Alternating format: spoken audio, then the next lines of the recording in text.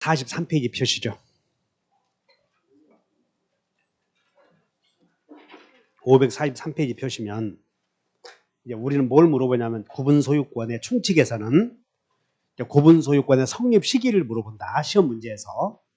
그래서 여러분들 아파트를 지어서 이렇게 501호를 분양받은 갑은 언제 이 구분 소유권의 소유권을 취득하느냐 이걸 물어본다고. 그래서 여러분들 책에 항상 우리는 공인중개사에서는 등기해야 되느냐 안 해야 되느냐 이게 문제 아니야. 그래서 거기 읽어보면 542페이지를 봐. 너무 당황하지 말고 못 올 때 왔거나 그러지 마시고 오늘 오전에 강의했던 등기부를 여러 번 보셔야 돼. 여러 번 반복해서 보시면 알아들 거라고 이렇게 써보고 자꾸 그냥 눈으로만 보고 그렇구나 이렇게 하면 몰라 이거. 그러면 이제 2번에다가 구분 소유권의 1번 의, 2번 구분 소유권의 성립 나오죠. 거기다가 별표를 주고 이렇게 메모하셔야 돼. 구분 소유권 성립 시기 이렇게 오른쪽에다가 구분 소유권의 성립 시기. 그러면 아까 아파트에서 구조상 이용상 독립이 되어 있고 그 다음에 구분행위가 있게 되면 등기부에 또는 대장에 등록했을 때 소유권 취득하는 게 아니고 여러분들이 아파트 소유권을 언제 취득하냐면 구분행위가 분양계약이야. 구분행위가 분양계약. 그리고 독립이 되어서 입주하지. 여러분들 등기했을 때 소유권 취득에 입주하면 소유권 취득을 해. 등기는 나중에 하잖아. 그래서 구분행위가 있게 되고 독립이 되어 있잖아. 그러면 둘 중에 하나가 먼저 이루어질 거 아니야. 독립이 되고 구분행위가 있던 일반적으로 구분행위가 이루어지고 선분양 후 입주 아니야. 그래서 구분행위 있고 독립이 되면 그때 성립이 되는 거지 등기했을 때 성립되는 것은 아니다. 이렇게 이해해 놓으시면 돼. 이해하셔? 그래서 543페이지에 맨 위에 자 2번 본다. 따라서 소유자가 기존 건물에 증축을 했을 때 증축 부분이 구조상 이용상 독립성을 갖추었다는 사유만으로는 당연히 구분 소유권이 성립된다고 할 수는 없고 자 거기다 밑줄 그으셔봐. 독립성 위에다가 독립. 그 다음에 2번 봤더니 구분행위 나오지? 543.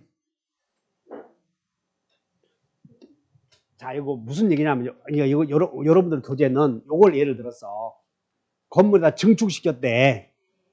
그럼 이 증축 부분에 대하여 소유권을 언제 취득하느냐 지금 그거 공부하는 거예요. 그래서 완성이 되었죠?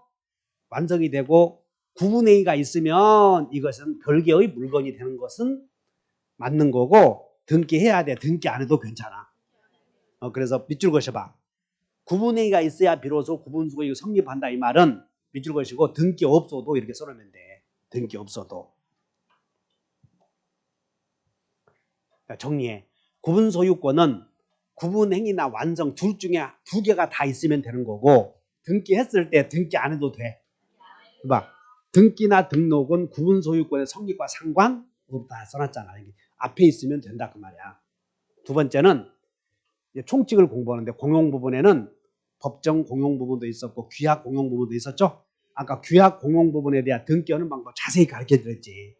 그 다음에 대지에는 한 동의 건물이 서 있는 땅을 법정 대지라고 해. 근데 여기다가 땅이 부족해서 아파트에 주차장이 부족해서 구분 소유자들이 돈을 내서 땅을 매입해서 건물이 서 있는 땅과 일체로 다루어지는 땅도 있을 수 있지. 그런 걸 규약대지라고 하는 거예요. 그냥 개념만 아시면 돼. 다시 법정대지, 규약대지 그런 게 있구나 알면 돼. 그 다음에 구분 소유자들은 여러분 아파트 사는 사람들은 막 큰 소리로 울어대면 안 돼. 그래서 공동이익에 반한 행위를 해서는 안 된다. 이런 의무가 있고 그 다음에 권리는 여러분들 상린권, 민법에서 상린권.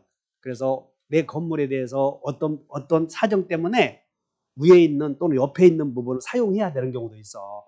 그럼 허락을 얻어서 보존행위나 개량을 할 경우에는 다른 구분 소유자의 전유 부분의 사용을 청구할 수 있다. 이 정도 아시면 돼. 이건 상린권이야 이런 게. 그 다음에 여기에 건물이 있는데 이 건물의 어떤 설치나 또 보존 등으로 흠으로 인해서 지나가는 행인에게 타격을 주었다. 그러면 이 건물의 설치 보존상의 하자로 인하여 타인에게 손해를 끼쳤을 때 그 하자가 전유 부분에 존재했는지 공용 부분에 존재했는지 애매하잖아. 그러면 아마도 그 하자는 공용 부분에 있었을 것이다 라고.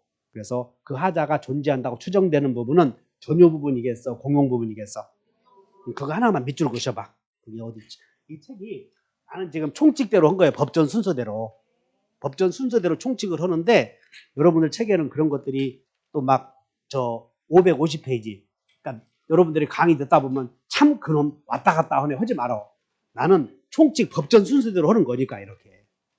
그래서 여러분 550페이지 봤더니 맨 밑에 6번에 건물의 설치 보존상의 흠 추정 제목 봤죠? 거기다 별표 하나를 해. 6번에다가. 그럼 거기다가 밑줄 그으시고 조문 봤더니 그 흠은 전유 부분에 공용 부분에 거기다가 네모 쳐놓고 그 하자는 공용 부분에 존재하는 것으로 본다요, 추정한다요. 그래서 공추 이렇게 외우면 되고. 여기 봐.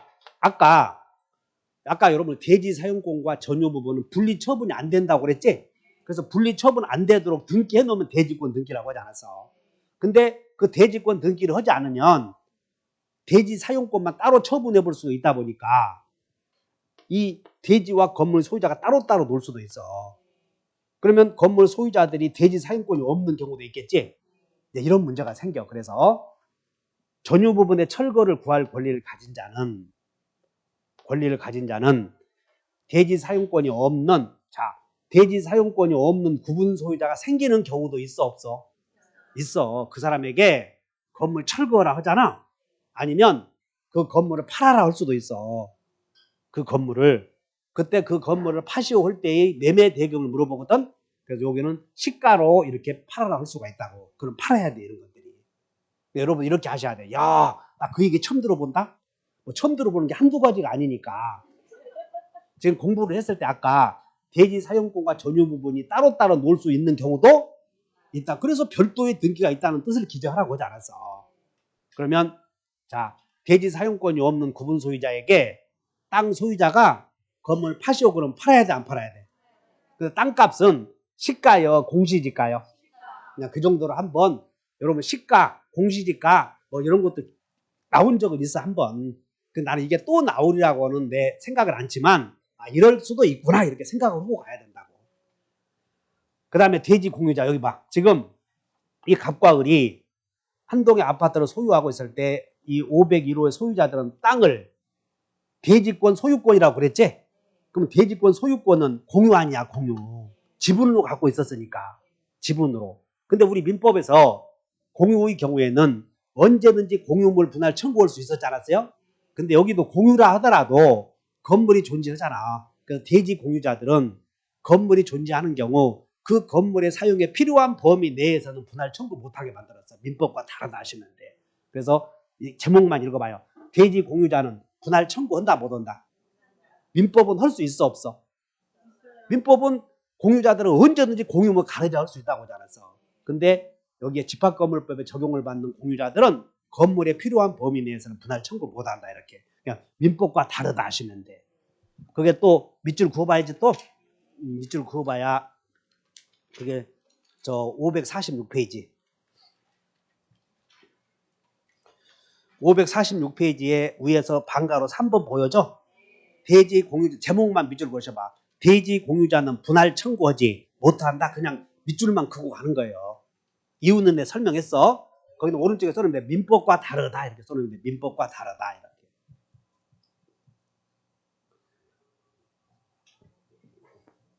그 다음에 우리 민법에서 건물을 매도한 매도인은 팔아먹는 것으로 끝나는 것이 아니고 그 하자에 대해서 책임을 진다고 배웠나요? 그것을 따라서 해본다. 매도인의 담보 책임. 그러면 아파트를 팔아먹은 사람도 아파트에 하자가 있으면 책임져야 되겠지. 이런 게 담보 책임인데 과거에는 잘 들어.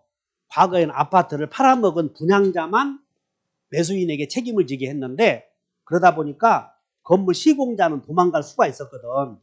그래서 여러분들 책은 546페이지에 546페이지를 펴보셔.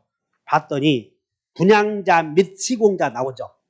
거기다 네모를 쳐. 분양자 및 시공자. 546. 그러므로 아파트를 산 수분양자에게 아파트 하자, 집합건물의 하자가 있을 때 책임을 져야 할 주체는 한 사람이요, 두 사람이요? 두 사람으로 만들었어요. 이렇게 법으로 2년 전에. 그래서 시공자가 들어간 것이야. 그러면 여기서 그럼 담보 책임 물을 수 있는 사람은 최초로 아파트를 분양받은 사람에 한하는 것이 아니고 현재 소유자도 책임 물을 수 있다 하시면 돼요. 현재 소유자. 그래서 거기다가 별표 5개시고 이 법이 2년 전에 개정된 법이에요. 그래서 총칙에 들어가 있는데 이제 여러분들 책의 547페이지에 담보 책임의 존속기간과 기상일 나오죠. 여기서 한 문제가 나와요. 하나 지문이. 그럼 여기 한번 봐. 그럼 분양자, 시공자의 담보 책임에 우리는 민법에서 배운 것처럼 목적 달성 불가능하면 민법에서는 해지할 수 있다고 그랬죠. 근데 이 수급인의 담보 책임에 관한 규정을 보면 목적 달성 불가능하더라도 해제는 못해. 해제는. 근데 판례는 아파트 산 사람이 목적 달성 불가능하면 해지할 수 있게 만들었다 이렇게 하시면 돼. 그러면 계약을 해지했다면 당연히 손해배상도 따르지 이렇게. 그리고 목적 달성 가능하면 물건 바꿔주시면 안 되지. 그래서 하자보수 해주시오 이렇게 할 수 있어. 하자보수 청구권. 그러니까 우리는 민법에서 매도인의 담보 책임 배울 때 매수인이 행사할 수 있는 담보 책임의 종류가 5개 있었지. 생각도 안 나네. 다 같이 내 손 안에 있어이다. 대손, 해손, 완전물, 출제상환. 거기에 하자보수 청구권 없다 썼잖아. 자, 페이지 한번 가봅시다. 살짝. 그 페이지 몇 페이지를 펴시냐면 매도인의 담보 책임 중에서 451페이지로 가보실래요? 451페이지 갔더니 방가로 3번에 담보 책임의 내용 나오죠. 그럼 거기에 그 방가로 3번에 해제, 대감청, 손배청, 출제상환, 완급청 이렇게 있잖아. 근데 거기에는 하자보수 청구권은 없잖아. 거기에.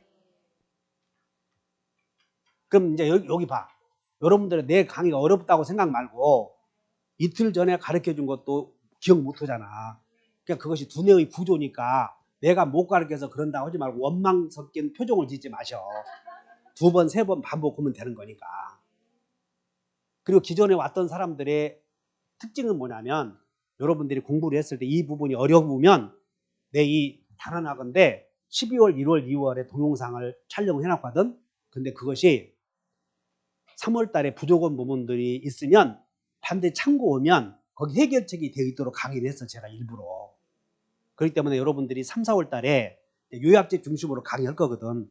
구주 완성이에요. 그러면 구주 완성일 경우 요약집 중심으로 오면 속도가 좀 있을 거 아니야. 뺄 거 빼고.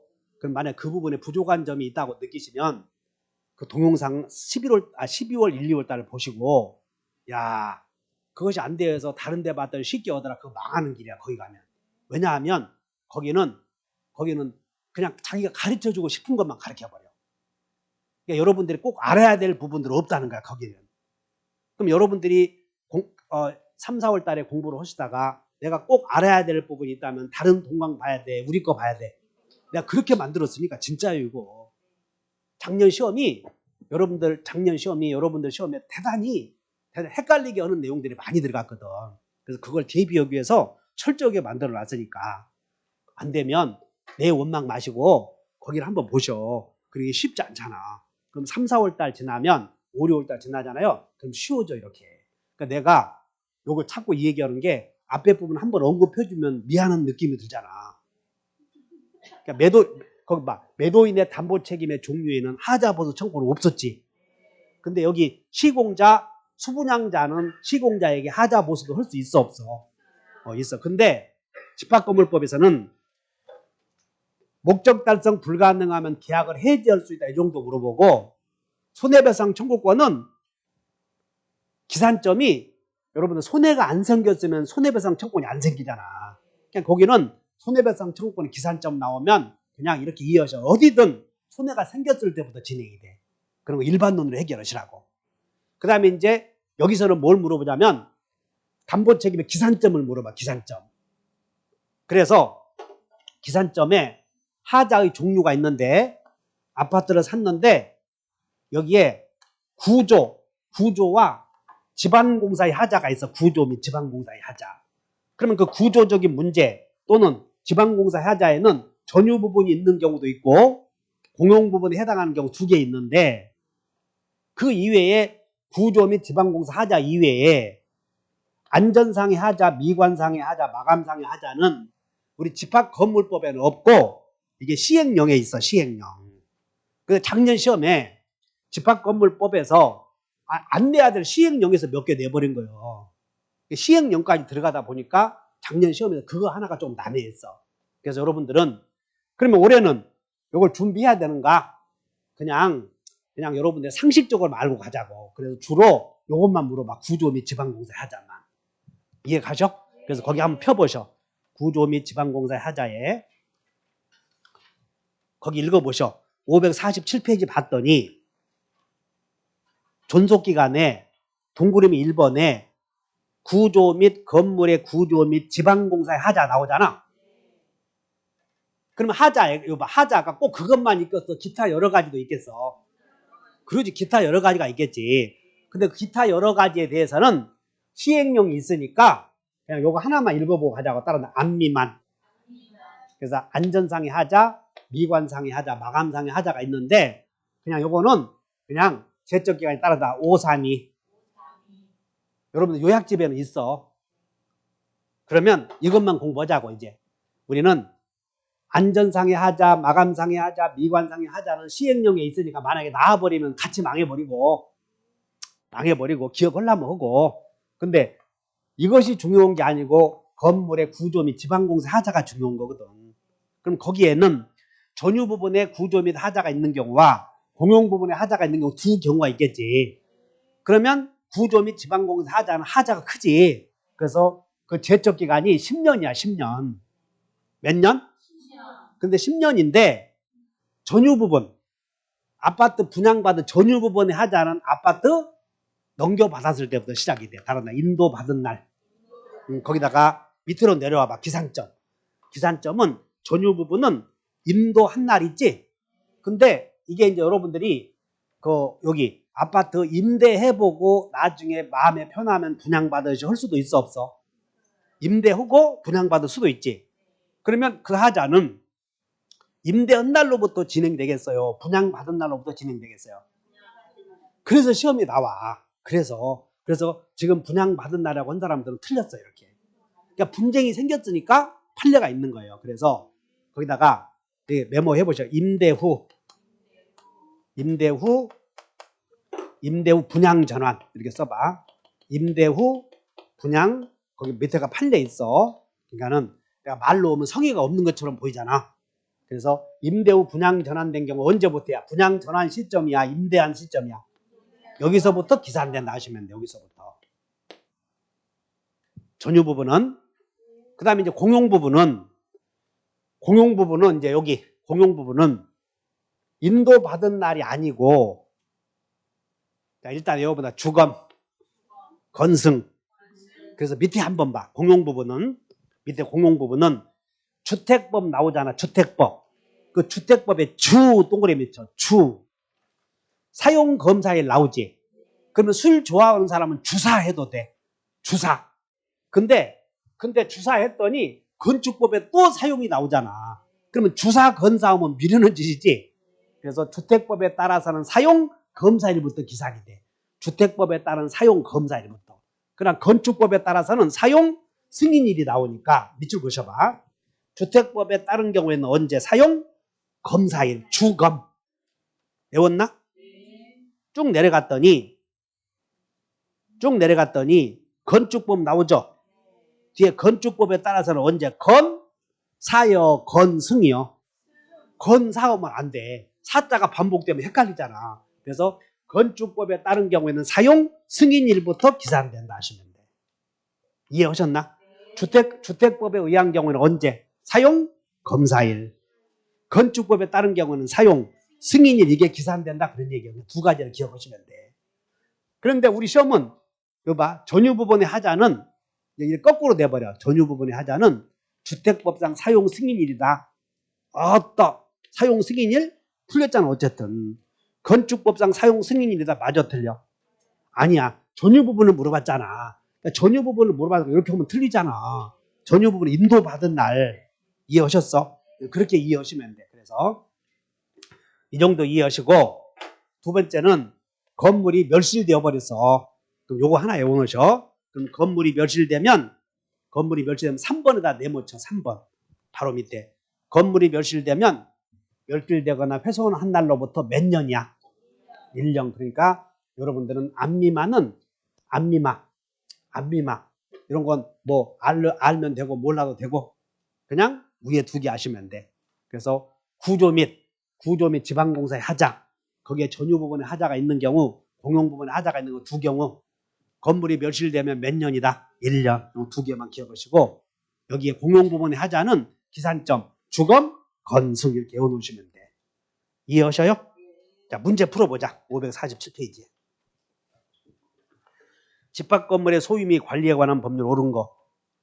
각 공유자는 공용 부분을 그냥 지 마음대로 쓰면 안 돼요. 여러분들 아까 그 게스트하우스 생각나? 지 마음대로 들어가면 안 되잖아. 용도에 따라서 써야 돼. 용도에 따라서. 그래서 용도 맞고 니은번 전유 부분에 관한 담보 책임의 존속 기간은 사용 검사일부터 기산한다. 틀렸잖아. 전유 부분은 이런 거 보면 안 돼. 이런 거 보면 인도일부터 해야지. 인도일부터.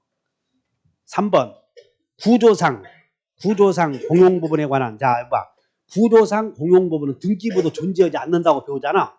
그냥 득실 변경은 등기해야 돼. 등기할 수가 없어. 할 수 없지. 등기해. 구조상 공용 부분은. 아까 설명 들었나?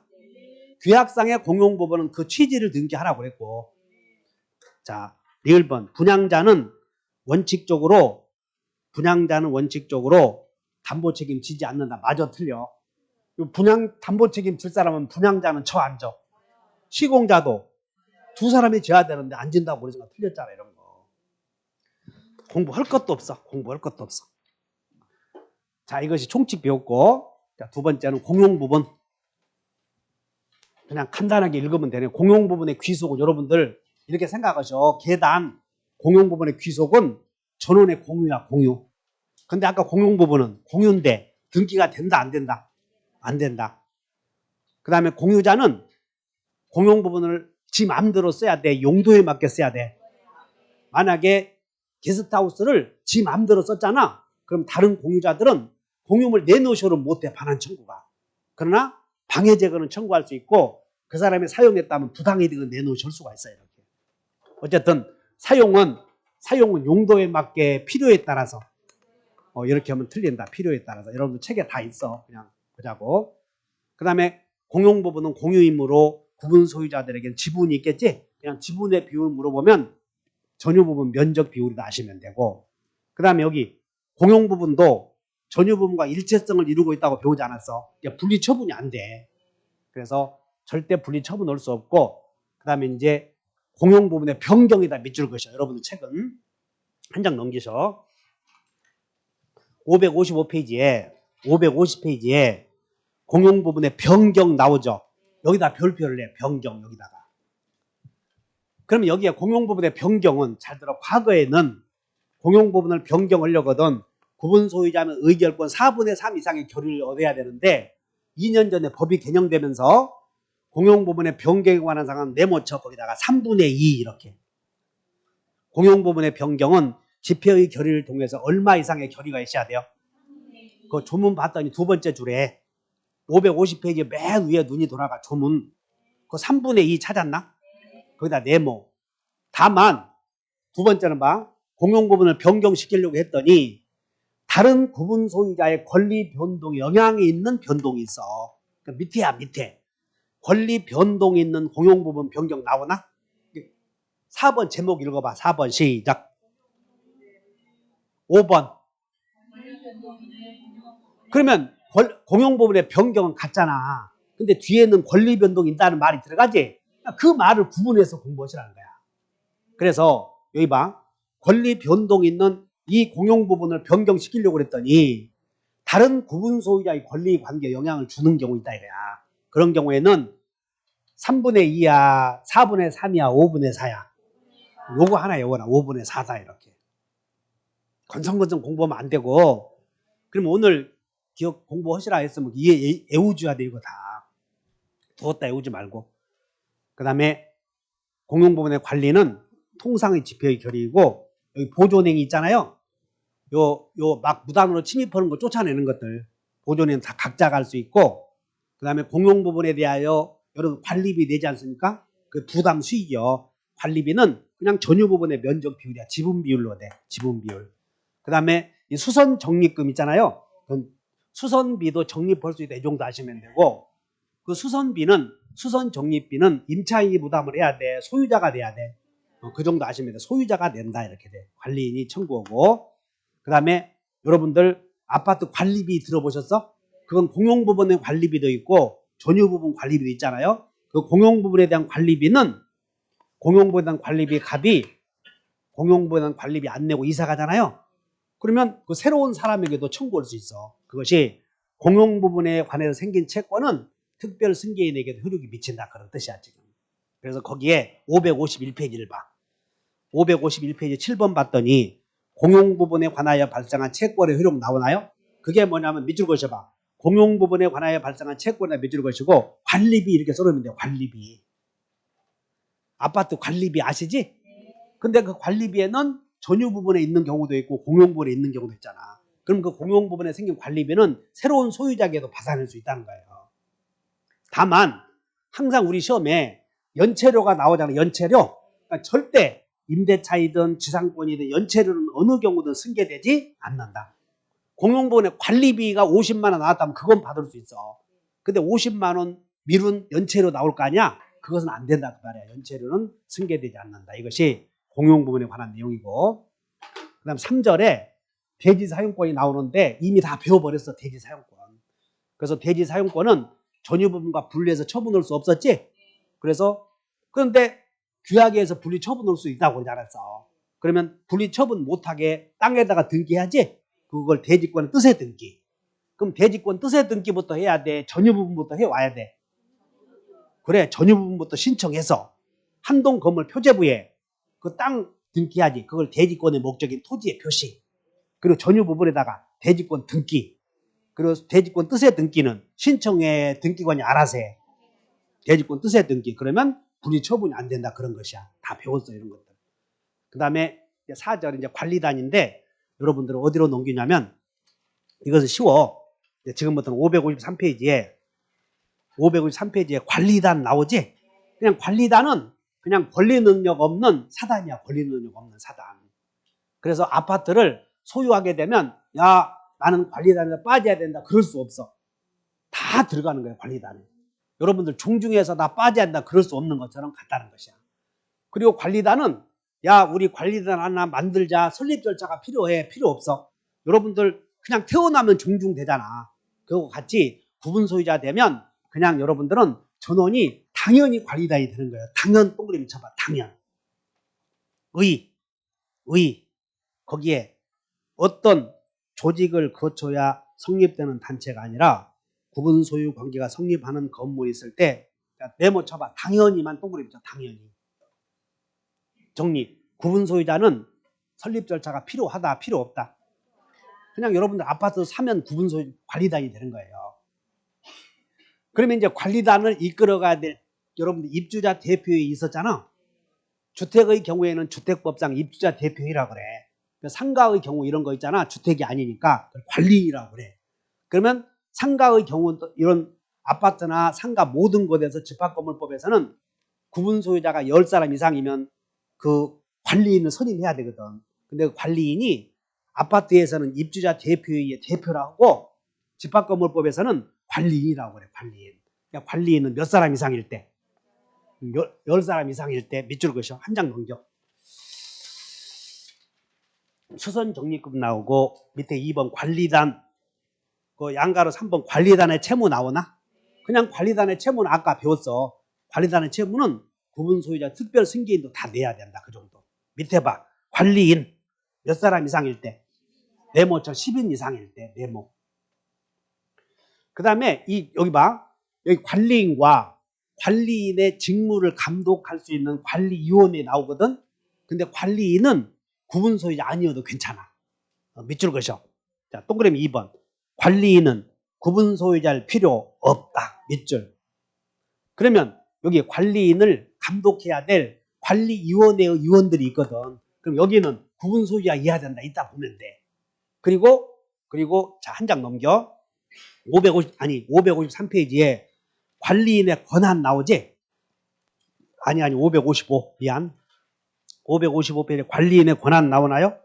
1번 보존행위 있잖아. 거기다 밑줄 그었어. 보존행위 오른쪽에다가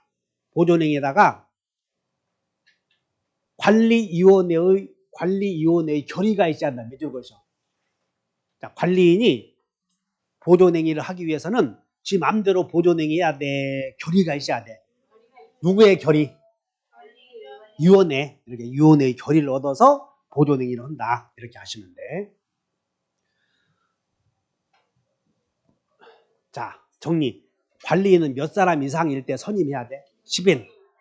그러면 건물 한 동의 건물의 소유자가 두 사람이면 관리인이 있어야 돼? 없어도 괜찮아? 그거 집합 건물이요? 아니요?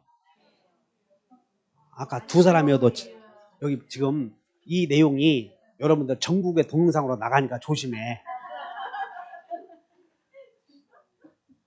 그 다음에 관리인은 보존행위 할 수 있다고 그랬지? 보존행위 할 때는 지 맘대로의 관리위원회의 결의가 있어야 돼. 왜냐하면 자기 맘대로 보존행위 하면서 관리비 막 횡령 오는 경우가 있어서 법으로 새로 만든 거예요. 그 다음에 이제 회계감사.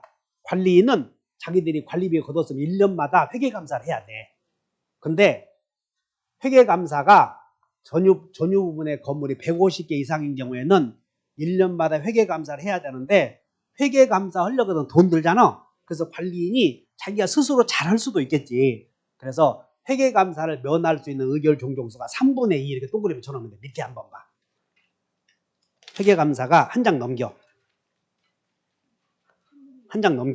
556페이지 회계감사 나오나? 거기에 얼마 이상? 거기다가 1항 봤더니 끝에 3분의 2 이상의 결의가 있으면 그 결의를 한 연도에 대해서는 회계감사가 면제될 수도 있다. 피감사 의무가 면제된다. 이 정도 하시면 되고. 아니 그냥 어려운 거 아니야. 회계감사 받아야 되는데 안 받는 해도 있구나. 얼마 이상의 결의가 있으면 3분의 2 이상의 결의가 있으면 회계감사 안 받을 수도 있구나. 이렇게. 그 다음에 이제 밑에 관리위원회. 밑에 3번 관리위원회 나오나?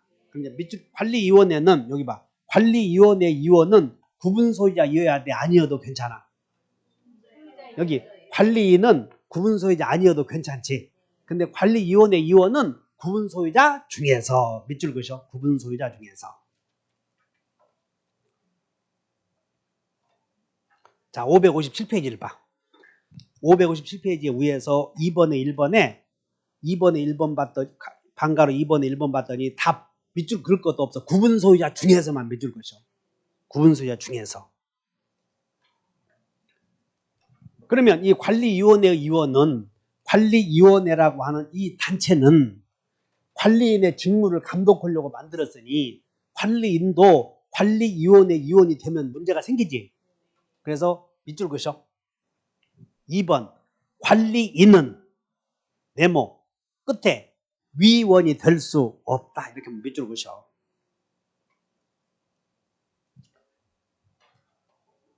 그 다음에 여러분들 그 5번 나오잖아요. 5번 밑에 안 봐도 되고 6번에다 별표를 내. 6번에다가. 그 6번에 빠져 있으니까 여기 봐. 이게 우리 작년에 시험에 냈던 게 시행령에서 내버린 거예요. 그래서 관리위원회 나서러 관리위원회 위원은 집회에 참여해서 결의할 수 있거든. 근데 이 결의 방법은 서면을 통해서 할 수도 있고 대리인을 통해서도 할 수도 있고 여러분들 요즘에 유행하는 전자력 방법 있지? 그거 여러분들 특강 신청할 때 그게 전자력 방법이야. 그런데 관리위원회 위원은 반드시 서면 출석해야 돼. 이렇게. 그거 하나 밑줄 그으셔. 하나 메모에 없으니까. 메모 6번에다가 관리위원은 서면이나 대리인을 통해서 의결권 행사할 수는 없다. 여기 하나 써놓으면 돼. 557페이지에 위에서 양가로 2번에 1, 2, 3, 4, 5, 6 있잖아요. 그러면 그 2번까지 보고 3번, 4번, 5번은 시험에 안 나오니까 5번만, 6번만 하나 메모하셔. 관리위원회 위원은 서면이나 대리인을 통해서 의결권 행사할 수는 없고 반드시 출석해야 돼. 출석. 그 다음에 관리단의 채무. 아까 배웠는데 여러분들 관리단이 부담하는 채무 있잖아요. 그런 중요한 건 자, 여러분 앞으로 한 장 넘겨보셔. 554페이지. 554페이지에 방가로 3번에 관리단의 채무 나오나? 거기다가 오른쪽에 메모해버려. 연대 책임이 아니라 관리단의 채무에는 연대 책임이 아니라 지분 비율에 따른 책임이다. 이렇게 메모. 관리단이 부담하는 채무는 연대 책임이요. 연대 책임이 아니야. 연대 책임이 아니라 지분 비율에 따른 책임이다. 그 다음에 이제 집합건물법 제5절에 가면 규약 및 집회가 나오는데 여러분들은 규약은 자, 557페이지. 557페이지 봤더니 규약 나오지. 그럼 규약은 그 조문 밑에다가 하나만 별표로 하면 돼. 규약의 설정 변경 폐지는 4분의 3이다. 이렇게 밑줄. 바로 밑에 조문. 규약의 설정 변경 폐지는 얼마 이상의 결의? 그 정도만 알면 돼. 4분의 3 이상의 결의를 통해서 해결된다. 이렇게. 557페이지다. 맨 밑에 조문. 29조. 29조 두 번째 줄 봤더니 그 연필로 밑줄 그으면 성의 없는 거니까 형광펜 하나 사서 좋게 해. 이쁘게. 연필로 오면 자기 자신도 나중에 내가 졸다가 했는가 보다 이런 생각이 들거든. 아, 연필로 온 걸 보니까 신중함이 결여되어 있구나. 이렇게 판단을 해. 얼마 이상의 결의? 그 다음에 이제 집회로 가서 집회 한 장 넘겨. 집회는 거기에 양가로 5번 나오죠? 집회는 5번에 여기서 다가 정기 집회, 임시 집회. 그 다음에 집회는 여러분 1년에 한 번씩 정기 집회 해야 돼. 그게 여러분들 거기에 1번 정기관리단 집회 나오지? 거기에 여기 봐. 정기관리단 집회는 과거에는 이렇게 돼 있어서 관리인은 매년 1회 정기관리단 집회를 소집해야 된다. 이게 조문이었거든. 근데 매년 1회라는 것이 언제인지를 알 수가 없었거든. 그래서 회계연도 종료 후 이렇게 써버린 거예요. 회계연도 종료. 회계연도 종료 몇 개월 이내에 조문 밑에다 내모으셔. 회계연도 종료 후 3개월 이내에. 매년 필요한 때요. 회계연도 종료 후 3개월 이내다. 됐지? 그 정도만 외우시면 되고. 그 다음에 여기 임시관리단 집회는 그냥 관리인이 필요하다고 하면 돼. 근데 임시관리단 집회를 소집하고자 하는데 도대체 관리인이 집회를 소집받는 거예요. 그럼 밑에 2항에 5분의 1 이렇게 내모죠. 5분의 1. 임시관리단 집회를 소집해야 되는데 도대체 관리인이 소집을 하지 않아. 그러면 얼마 이상의 결의? 구분소유자 5분의 1 이상이 결의해서 관리인님 집회 좀 소집하게 해주십시오 할 수가 있어. 그러면 그때는 관리인을 소집해야 돼. 이 정도. 그 다음에 집회를 소집할 때는 집회를 할 때는 소집을 통해서 해야 되는데 통지서를 보내야 될 거 아니야. 그 일주일 전에 밑줄 그으셔. 3번에 양가로 3번에 집회 소집 통지 나오죠. 한 3주 전에 해야 돼. 일주일 전에 해야 돼. 일주일 전에 네모. 아니 양가로 3번 나오잖아. 밑에 큰 번호. 집회 소집 통지 나오죠. 제목 봐. 집회 소집 통지 보여? 제목 밑에 몇 주일 전에. 그 다음에 중요한 것은 2번 봤더니 전원의 동의 네모죠. 전원의 동의. 바로 그 3번의 동그라미 2번의 전원의 동의. 즉 전원의 동의가 있으면 여기 소집 절차를 생략하고 집회를 소집할 수 있다는 것이야. 여기 잘 나와. 자, 여기 봐. 집회를 소집할 때는 통지서를 일주일 전에 보내라고 그랬지. 근데 그러진 않고 급하게 집회를 소집하는 경우도 있어 없어? 그러면 5분의 4 이상의 결의다. 전원의 동의다. 그래, 전원의 동의가 있으면 소집 절차 생략하고 집회를 소집할 수 있고. 자, 여기 봐. 그럼 집회를 소집했으면 이제 결의를 해야지. 그래서 그 결의는 의결권자는 자, 한 장 보셔. 여러분들 책에 559페이지에 양가로 5번에 의결권 나오나? 그리고 37조 2항 봤더니 전유 부분을 여럿이 공유하는 경우에는 공유자는 관리단 집회에서 의결권을 행사할 한 사람을 정한다. 되어 있나? 거기다 메모해버려. 이양 오른쪽에다가 의결권 행사할 때는 잘 아시면 돼. 1호수당 1인이다 이렇게 써버려. 1호당 한 두 사람이 가는 거요. 1인이요. 1인이 의결권 행사를 해. 그렇기 때문에 상가 건물이나 아파트 건물의 경우 공유자일 수도 있잖아. 그럼 공유자가 두 사람 이상이면 의결권 행사할 사람을 정해야 되거든. 그러니까 만약에 못 정했다면 1호수당 1인에 위배되지. 그러면 전원이 못 간다 이렇게 기억하셔야 돼. 전원이 못 가. 그러니까 싸우지 말고 정해야 돼. 두 사람이. 지분이 2분의 1씩이라서 서로 다 간다고 그러는 거예요. 그럼 두 사람 오면 다 받아줘야 돼? 받아주지 말아야 돼? 그러니까 이렇게 하시면 돼. 의결권자는 1호수당 1인이므로 공유의 경우 정하지 못했으면 각자가 의결권 행사하지는 못한다.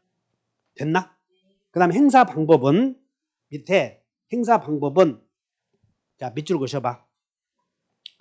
밑줄에 이양 봤더니 서면 동그라미 쳐 네모 서면 그 다음에 전자적 방법 네모.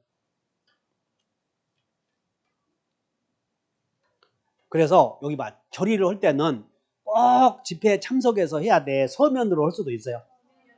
그리고 전자적 방법 우리 지금 여러분 밴드에 막 활용되잖아. 그런 걸 전자적 방법이라고 하고 대리인을 통해서도 할 수 있고 자 이렇게 할 수 있어. 그래서 서면도 가능하고 전자적 방법도 가능하고 대리인을 통해서 할 수 있는데 아까 관리위원회 위원은 이렇게 해야 돼. 직접 출석해야 돼. 아까 관리위원회 위원은 직접 출석해서 권한을 행사하라고 하지 않았어. 그 다음에 결의 내용은 여기 봐. 집회를 했을 때는 여러분 집회했을 때는 결의하려고 할 거 아니야. 노래자랑 하려고 한 게 아니라고. 그럼 결의 내용은 소집 절차를 통해서 집회를 소집했잖아. 그러면 통지한 내용에 대해서만 결의할 수 있어. 그건 상식이야. 다만 소집 절차를 생략하고 집회를 소집했잖아. 소집 절차를 생략하고 집회를 소집했을 때는 결의사항에 제한이 없다. 그 다음에 집회의 효력은 새로 이사 온 사람에게도 당연히 효력이 미친다. 그 다음에 결의 취소의 소가 나오는데 이게 빠져 있어요. 여러분들 책에. 왜 이런 중요한 내용을 빠뜨렸는지 모르겠어. 메모 오셔봐. 559페이지에 의결권 행사 방법 보고 결의가 끝나버렸지?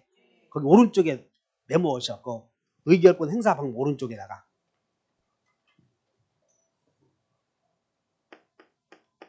결의 취소에 소제기.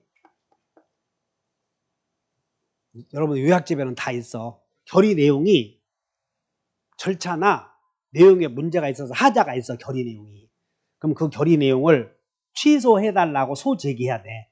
근데 소제기는 결의 한 날로부터 1년 내에 그 다음에 안 날로부터 6개월 내에 이렇게 결의 취소의 소제기 기간은 결의 한 날로부터 몇 년 내에 1년 내에 소제기해야 되고 안 날로부터 몇 개월 내에 6개월. 그럼 이제 여러분들 이거 외우기 어렵잖아. 그래서 이거 하나만 외웠다 가지. 한일 자동 펌프. 그 옛날에 한일 자동 펌프 광고 들은 사람 알라나 모르겠네. 우리 어렸을 때 방직 공장에 취직해서 누나가 우물 하나 파주는 게 그 집의 로망이었어. 텔레비 한 대 사주는 게 참 눈물 났지. 근데 그렇게 누나가 공장 다녀서 해줬는데 아버지가 돌아가시자 그 얘기하면 안 되겠네 또. 재산을 형이 다 차지하면 되겠어 안 되겠어? 그러니까 나 요것만 나오면 눈물이 절로 나. 자, 여러분 한일 자동 펌프 한 날로부터 몇 년이다? 1년. 안 날로부터 6개월. 요거 빠졌으니까 결의 취소의 소제기는 안 날로부터 6개월, 한 날로부터 1년 내에 해야 된다. 그 다음에 이제 마지막으로 여러분들 결의를 할 때는 모임을 통해서 해야 돼. 집회를.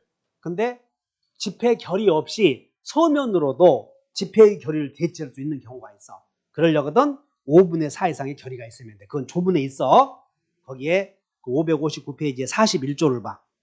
41조 봤더니 뭐 끝에 중간에 봤더니 얼마 이상의 의결권? 5분의 4 이렇게. 자, 됐네. 그 다음에 이제 마지막으로 재건축이 나오거든. 자, 쫙 봤더니 특별 의결 용적수 있고 먼저 재건축부터 그 다음에 한 장 넘겨봐. 한 장 넘겨봤더니 우리 책에는 원래 법조문에는 의무 위반자에 대한 조치가 나와야 돼요. 근데 여러분들 책은 552페이지로 가 있네요. 552페이지에. 나는 법조문 순서대로 가르친다고 그랬어. 근데 교재는 552페이지에 부분 소유자의 권리 의무에서 의무 위반자에 대한 조치 나오죠. 그럼 그 중에서 4개가 있으니까 한번 외워본다. 행위의 정지 청구, 사용 금지 청구, 경매 명령 청구, 해제 및 인도 청구. 그래서 공동 이익에 반하는 행위자에게 부분 소유자들이 취할 수 있는 조치가 4개 있어. 4개.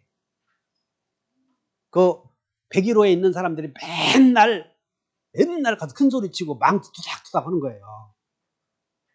그러면 그 사람 쫓아내야지. 쫓아낼 때 일단 야 501호 소유자야 그런 짓 좀 중단해다오. 행위의 정지 청구를 할 수 있어. 그런데 행위의 정지 청구만으로 담배 맨날 피워대는 거예요. 그럼 그 사람을 쫓아내야지. 그러면 이때 쫓아내기 전에 너 그 짓 좀 하지 마시오. 사용 금지 청구해야 돼. 근데 그 사용 금지 청구해서 그 사람이 전유 부분을 사용 못하게 되면 소유권에 대한 중대한 제약이 되거든. 그때는 사용 금지 청구부터는 법원에 소를 제기해야 돼. 법원에. 그 다음에 사용 금지 청구에서 2개월 후에 다시 되돌아왔는데 그놈 이마에다가 돌아온 장고 써놓고 칼 들고 다녀. 누가 나 쫓아냈냐고 이렇게. 칼 들고 다닌다고. 식칼 들고. 그러면 그 사람을 완전히 배척시켜야 될 거 아니야. 그럼 그 사람의 부분 소유권을 팔게 만들어야 돼. 그래서 경매 명령 청구하고. 4번째는 이건 구분 소유자들 하는 거고 여러분들 아파트 세입자들이 안에서 담배 피우면 돼 안 돼? 돈도 없는 놈이 담배 피우면 되냐고요. 사람도 아닌 놈이. 그래서 점유자가 공동이익에 반한 행위를 하면 소제기하면 더 돈 들지. 그러니까 이때는 관리인이 가서 계약을 파기시키고 건물 넘겨달라 해서 쫓아낼 수가 있어요. 이렇게 우리 집합건물법에 돼 있다는 거예요. 이게. 그러면 먼저 행위의 정지 청구는 그 담배 좀 피우지 마시오 하는 것들은 가벼운 거 아니야. 그냥 그때는 반드시 소제기할 필요 없어. 다만 그렇게 하더라도 옆에 있는 사람이 갔다가는 칼 맞아. 그래서 미친놈도 그 동네에서 미친놈도 제일 무서워하는 사람이 하나 있거든. 그래서 그 사람 행위의 정지 청구를 하려거든. 용인대학 태권도 그 사범 보내야 돼. 등치가 이런 놈들 보내서 꼼짝도 못하게. 아무나 가야 된다. 관리인이 가야 된다. 아니면 선임대자 가야 되고 여러분들 시험에 각 부분 소유자 이렇게 나왔다면 큰일 나니까 주의하셔야 돼. 안 돼. 각 부분 소유자는. 그 다음에 사용금지 청구, 경매 명령 청구, 해제 및 인도 청구가 있는데 여기 봐. 사용금지 청구부터는 강도가 세거든. 그래서 사용 못하게 하려거든. 판만 되면 울어대는 거예요. 판만 되면 울어대 엉엉. 사람 못 살게. 그러면 너 어떤 사연이 있는지 변명을 들어봐야지. 그래서 어떤 사연인데 변명을 들어봤더니 자기가 2살 때 엄마가 공인중개사 공부하러 가다가 잘못해서 자기가 교통사고 났대. 그래서 머리가 아파서 운대. 그러면 쫓아내야 돼. 내가 나가야 돼. 그래서 먼저 변명을 들어봐야 돼. 청구할 때 다. 자, 여러분들 변명. 4분의 3. 다 똑같이. 그리고 2개는 사용금지 청구나 경매 명령 청구는 구분 소유자의 권리를 제약하는 중대한 제약이 되지. 그래서 말로 해야 돼. 반드시 소제기해야 돼. 소제기해야 되는 게 2개 있구나 이렇게 기억하시면 돼. 그리고 점유자에 대한 해제 및 인도 청구. 이 점유자는 구분 소유자가 아닌 모든 사람들을 가리켜. 세입자들, 전세권자들. 그러면 전세권자가 담배 피우면 돼 안 돼? 그러면 그 사람 쫓아낼 때는 소제기해야 돼. 말로 해도 괜찮아. 소제기하면 돈 드니까 마이크로 나가라 해도 돼. 이렇게. 이걸 주의하시면 돼. 그래서 순서를 써놨으니까. 그럼 이제 거기다가 메모해봐. 2번에 왼쪽에 날개 사용금지 청구 나오나? 거기다가 소제기 이렇게 써. 소제기. 구분소유권의 경매명령 청구 나오나요? 거기도 소재기.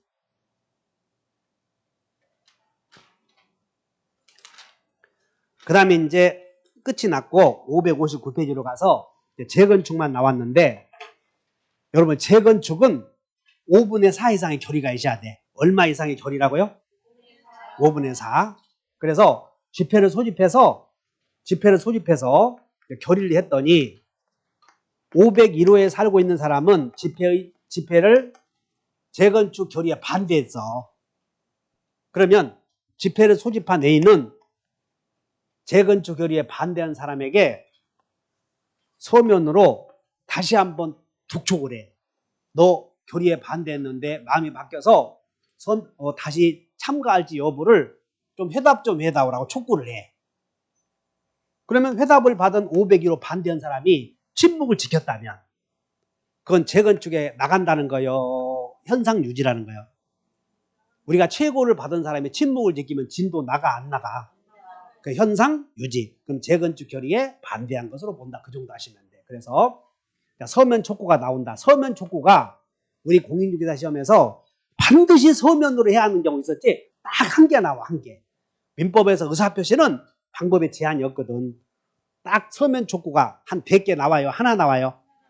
재건축 결의에 반대한 사람에게 집회를 소집한 자는 말로 촉구를 해야 돼? 서면으로 해야 돼?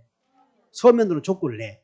그리고 그 촉구를 받은 사람이 아무런 답이 없으면 2개월 내에 아무런 답이 없으면 그 촉구 받은 사람의 뜻은 재건축 결의에 찬성이요, 반대요?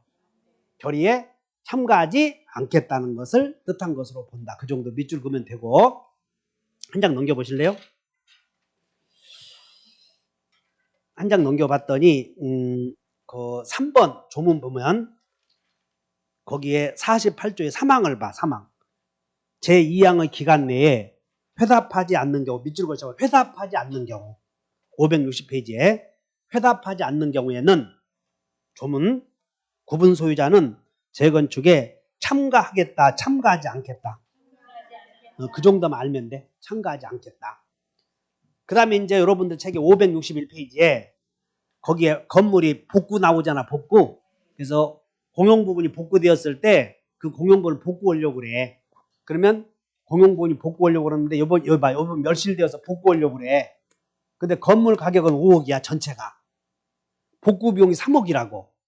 그러면 멸실된 건물의 복구 비용이 건물 가격의 2분의 1을 초과하지. 초과. 그때는 5분의 4 이상의 결의가 있지 않는다. 초과. 자, 2번에 밑줄 그으셔. 2번에 다 밑줄 긋지 말고 초과에다 밑줄 그으셔. 초과 밑줄 그으셨어요? 그리고 얼마야 조문 봤더니 5분의 4. 5분의 4. 자, 이렇게 해서 집합건물법이 끝이 났는데, 마지막으로 여기 의결 종족수 한번 살펴봐. 의결 종족수. 첫째, 우리 5분의 1 이상의 결의를 요하는 경우 한 개 있었지. 그게 임시관리단 집회 소집. 그 다음에 3분의 2 이상의 결의를 요하는 경우가 공용부분 변경, 그리고 회계감사 면제. 기억 안 날 거라고. 그래서 동영상 다시 틀어보고 보셔야 돼. 그 다음에 4분의 3이 4개 있어. 4개. 자, 여러분, 규약의 폐지, 청구. 아까 사용금지 청구, 경매명령 청구, 해제 청구 있었어. 그 다음에 5분의 4가 몇 개 있어? 하나, 둘, 셋, 4개. 4개. 아까 공용부분의 변경은 3분의 2였었지. 근데 다른 사람의 권리 변동이 있는 경우는 5분의 4. 재건축 결의 얼마? 5분의 4. 초과시 공용부분의 벽구 5분의 4. 그 다음에 집회의 결의를 대체할 수 있는 서면 합의 있었나요? 5분의 4. 그러면 그것도 잘 모르겠으면 전원동의라도 하나 외우고 가. 오늘은 전원동의. 전원동의가 한 2개 있는 거야? 하나 있는 거야? 하나. 집회를 할 때는 소집 절차를 거쳐서 해야 한다고 하지 않았어? 근데 소집 절차를 생략하고 집회를 소집할 때는 전원의 동의가 있어야 된다. 이렇게 해서 집합금을 마친 거예요. 박수 쳐. 그러면 오늘 강의했던 내용이 그 등기 있잖아요. 그것이 좀 복잡했는데 그거 이해하면 집합금을 쭉 이해가 되게 돼 있어. 그래서 한번 생각날 때마다 한번 보셔. 자, 쉬었다가 또 강의 이어가죠.